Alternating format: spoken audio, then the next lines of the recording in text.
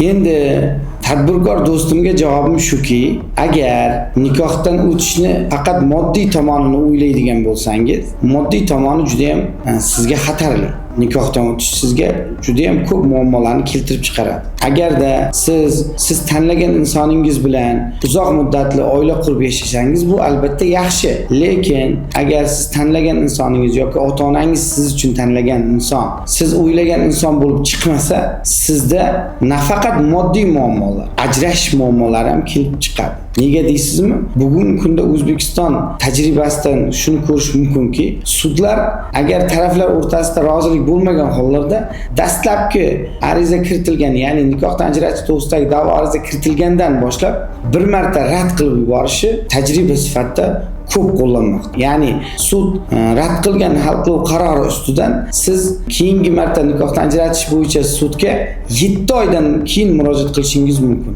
Ya'ni sudning hal qiluvchi qarori 1 oyda qonuniy kuchga kiradi. Undan keyin qonuniy kuchga kirgandan so'ng 6 oydan keyin yana xuddi shu tartibda nikohdan ajratish bo'yicha sudga da'vo ariza kiritishingiz mumkin. Bu narsani o'zingiz mantiqiy o'ylab ko'ring. Nikoh qay darajada sizga manfaatli, qay darajada sizga ishonchli, siz tanlagan insoningiz sizga to'g'ri keladimi yo'qmi, siz o'zingiz qaror berasiz.